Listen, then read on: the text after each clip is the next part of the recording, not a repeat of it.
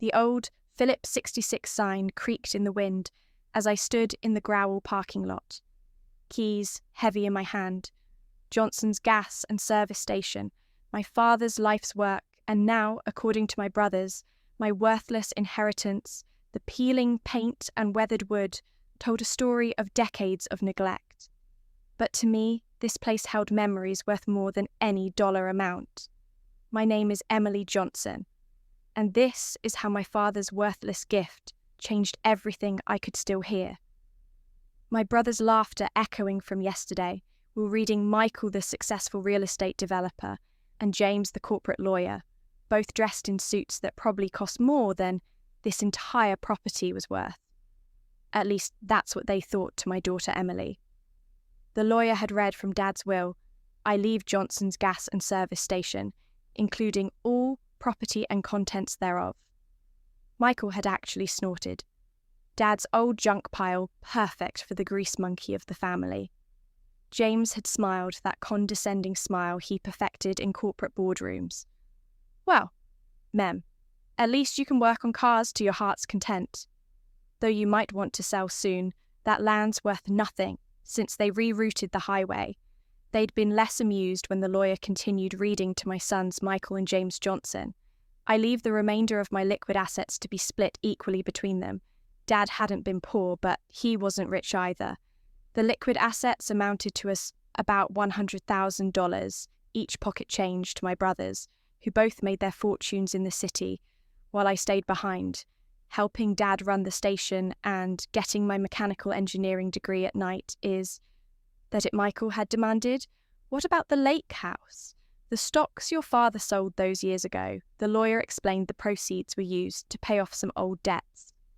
I knew about those debts. I'd helped Dad manage them after Mum died, watching him work 60-hour weeks to keep a station afloat and put 3 kids through college.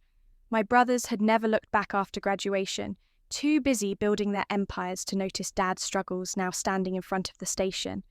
In the early morning light, I felt closer to him than ever. This place had been his dream since he bought it in 1975. I'd grown up here learning to change oil before I could drive doing homework. On the beat-up desk in his office falling asleep to the sound of him working late into the night. The key turned smoothly in a lock. Dad had always kept everything well oiled, even as the business declined. The bell above the door chimed just like it had thousands of times before, but the sound echoed differently in the empty space. The interior was exactly as he'd left it, the day he had his heart attack coffee cup still on the counter. Yesterday's newspaper open to the crossword puzzle. He never finished. Dad had always loved. Crossword said they kept his mind sharp, like's full of puzzles, Emmy. He used to tell me the trick is knowing which ones are worth solving. I ran my hand along the counter, remembering all the times I'd watched him help customers. Here Dad knew everyone's name, their kids' names, their car troubles, their life troubles. He'd often accept payment and installments when times were tough. Keeping track in an old ledger, he never computerized. The office behind the counter was small, but organized. Dad's ancient desk dominated the space, its surface scarred with decades of use. The old pin cabinets lined one wall, and a calendar from 3 months ago still hung beside them, marked with service appointments in Dad's precise handwriting. I sat in his chair, the leather worn, smooth by years of use. The smell of motor oil and coffee still lingered in the air, and for a moment I could almost hear his voice check everything twice. Emmy, the devil's in the details. Opening the desk drawers, I began a task of sorting through 45 years of business records. Dad kept everything: receipts, invoices, Christmas cards from customers, even the original purchase agreement for the station. As I worked, a pattern began to emerge. Certain documents were filed together, marked with small red dots in the corner. Others had subtle underlines or circles around dates and numbers. My father had never done anything without a reason. In the bottom drawer, I found an old photo album. Inside were pictures of the station from 1975. Dad standing proudly in front, Mom pregnant with Michael. Beside him, the station had been beautiful. Then, with fresh paint and bright signs, the highway ran right past it, bringing a steady stream of customers. But it was the background of the photos that caught my eye. Behind the station, barely visible, was an odd structure. I'd never noticed before. It looked like some kind of metal framework, partially hidden by overgrown bushes. I frowned, trying to remember if I'd ever seen it.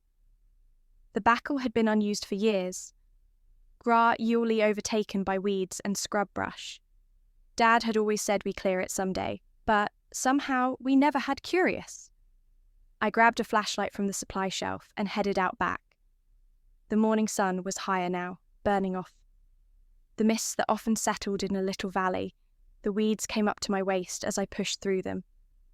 Following the path I remembered from childhood, the structure was still there, almost completely hidden by decades of growth. As I got closer, I could see it was some kind of derrick, maybe 20 feet tall. My heart started beating faster, could it be? But before I could investigate further, a car pulled up out front, gravel crunching under its tires through the weeds. I could see Michael's expensive SUV parking next to my old pickup truck. "Emily," he called out, "you here? We need to talk about this place." I sighed, tucking the photo into my pocket. Michael never talked about anything. He announced, demanded, and expected compliance, but this time, something told me to keep my discovery to myself coming. I called back, making my way through the weeds. As I emerged, I saw both my brothers standing by Michael's car, looking out of place in their business. Casual attire, Emily James began using his lawyer voice. "We've been thinking, this place is a liability. The environmental cleanup alone would cost more than it's worth. Why don't you let us buy you out? We'll give you, say, $25,000. That's generous, considering I looked at them. My successful, sophisticated brothers who never understood why I loved this place. Why I had stayed to help Dad while they built their lives elsewhere. Thanks, but..." "No, thanks," I said. "I think I'll hold on to it for a while." Michael's face darkened. "Don't be stupid, You can't run a gas station these days. The big chains have taken over. This place is dead. Has been for years." "Maybe," I replied, fingering the photo in my pocket. "But it's mine now and keep it. We'll give you $30,000. James offered final offer sign the papers today. I smiled, remembering Dad's words about puzzles worth solving. "No, thank you. Now if you'll excuse me, I have work to do." They left angry Michael's tires spitting gravel as he accelerated too fast, but I barely noticed. My mind was already back on that structure behind the station, and the meticulous records Dad had kept all these years that evening. After hours of searching through files, I found what I was looking for. A document from 1975, marked with one of Dad's red dots. It was a geological survey of the property, including the backlot.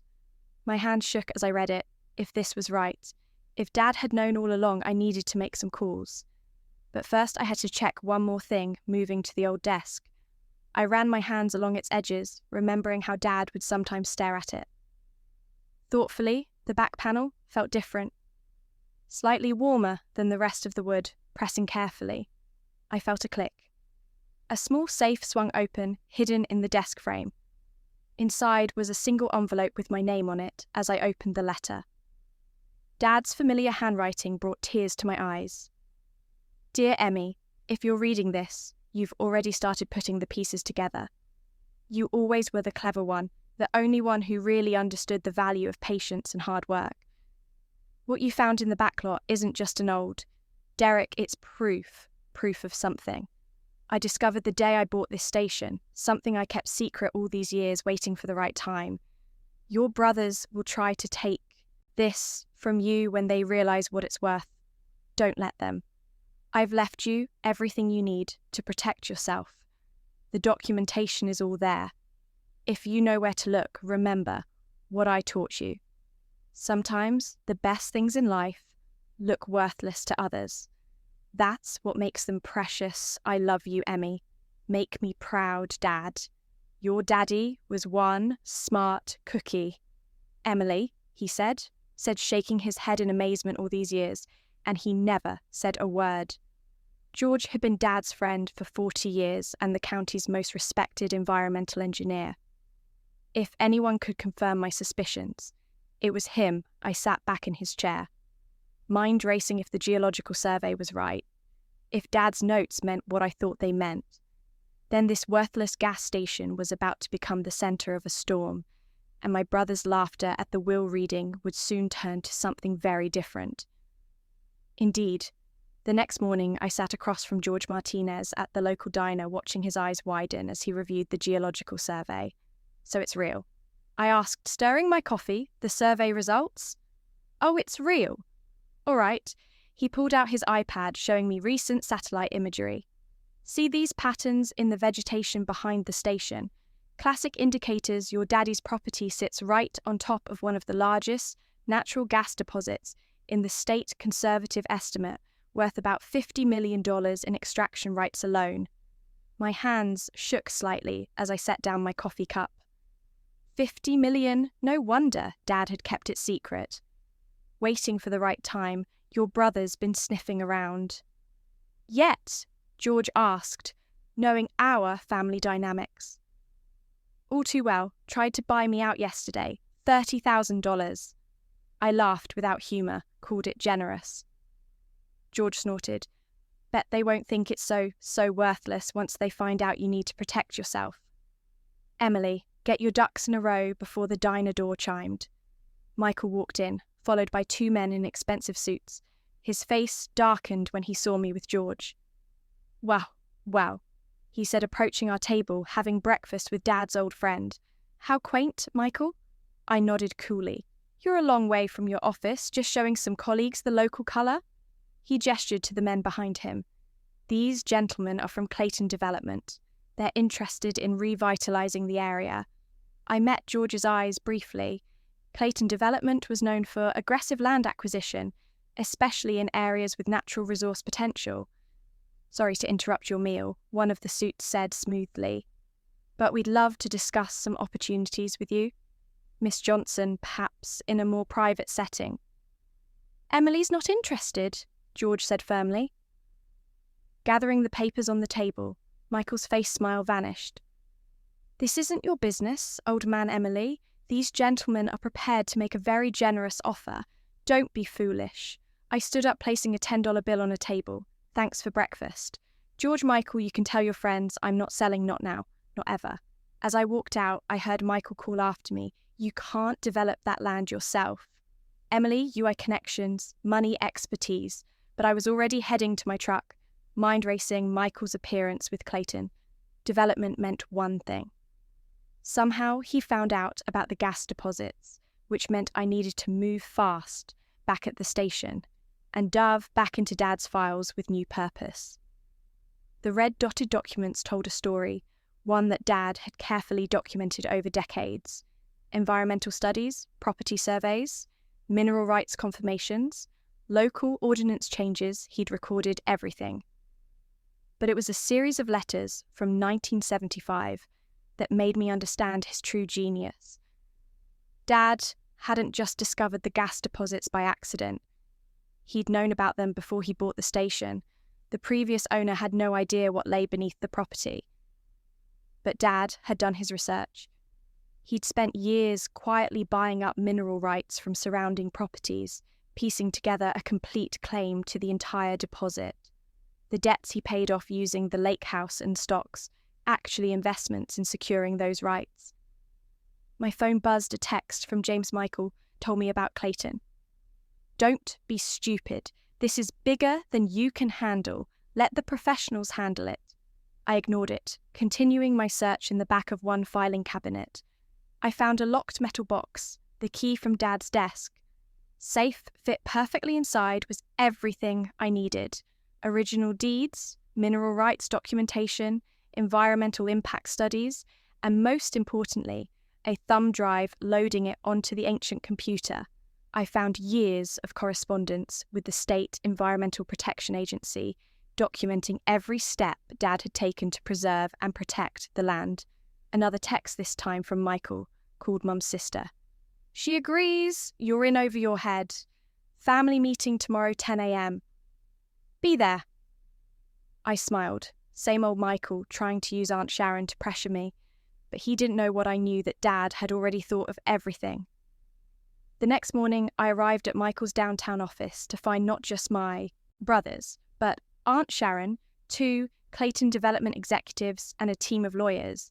Emily Michael began every inch the successful businessman. We're here to help you make the right decision. Clayton is prepared to offer you $500,000 for the property. That's more than fair.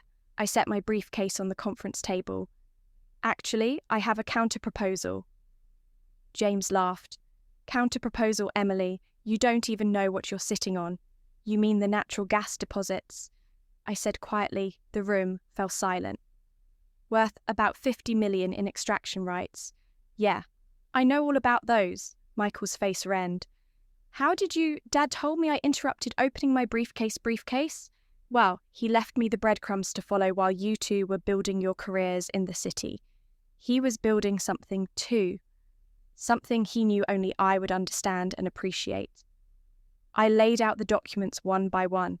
Complete mineral rights to the entire deposit, environmental impact studies, state approvals, even a preliminary extraction plan that meets all current safety standards. The Clayton executives leaned forward, suddenly very interested.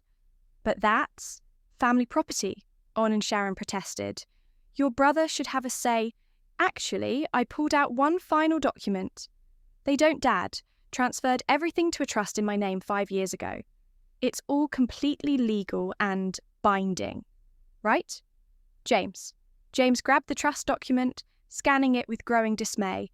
This is ironclad, he admitted reluctantly.